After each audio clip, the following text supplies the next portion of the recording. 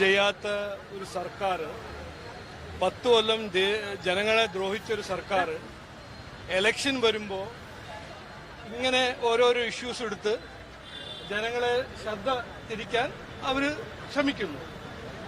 അതിൽ നിങ്ങൾ പെടരുത് എന്നാണ് എൻ്റെ ഒരു അഭ്യർത്ഥന. നോക്കൂ, എലക്ഷൻ സമയത്ത് എലക്ഷന്റെ മുമ്പിലും വോട്ടർ ലിസ്റ്റ് സ്ക്രൂട്ടിനൈസ് ചെയ്യാനും അത് കഴിഞ്ഞിട്ട് ഫോം 17C അപ്രൂവ് ചെയ്യാനും ഒരു രീതിയുണ്ട് നമ്മുടെ നമ്മുടെ ജനാധിപത്യ സംവിധാനത്തിലും ഇലക്ഷൻ ഡെമോക്രസിയിലും. ഇതിനെക്കുറിച്ച് ഇൻവെസ്റ്റിഗേഷൻ ചെയ്യാൻ ഇലക്ഷൻ പെറ്റീഷൻ മാർഗമുണ്ട്, കോർട്ടുണ്ട്, ഇലക്ഷൻ കമ്മീഷൻ ഉണ്ട്.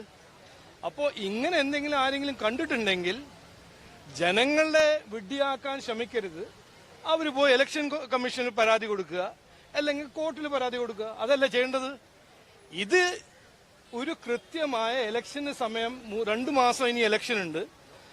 അതിന് മുമ്പ് 1.5 കൊല്ലം കഴിഞ്ഞു ഇലക്ഷൻ കഴിഞ്ഞിട്ട് സുരേഷ് ഗോപിജിന്റെ 70,000 വോട്ട് കൊണ്ട് ജയിച്ച സുരേഷ് ഗോപിജിന്റെ ഇലക്ഷൻ ഇന്ന് എങ്ങനെയാണ് ഒരു വിവാദം? ഞാനിത് 1.5 മാസം മുമ്പേ പറഞ്ഞതാണ്. ഈ ഇലക്ഷൻ അടുത്ത് വരുമ്പോൾ ഓരോരോ ഇങ്ങനെ നാടകം അത് രാഹുൽ ഗാന്ധിയും ചെയ്യും, നമ്മുടെ ബഹുമാനപ്പെട്ട മുഖ്യമന്ത്രിയും ചെയ്യും. അതാണ് ഇന്ന് നടക്കുന്നത്.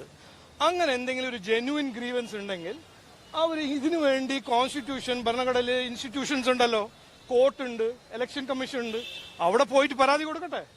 അവർക്കും ഉണ്ടല്ലോ ലോയേഴ്സ്മാരെല്ലാം, അവർ പോയിട്ട് അവിടെ ചെയ്യട്ടെ.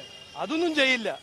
ജനങ്ങളെ ഇങ്ങനെ പ്രൊവോക്ക് ചെയ്യുക, നുണ പറഞ്ഞിങ്ങനെ നടക്കുക, ജനങ്ങളെ വെഡ്ഡിയാക്കാൻ ശ്രമിക്കുക, ജനങ്ങളെ ശ്രദ്ധ തിരിക്കാൻ അവരൊരു ശ്രമം.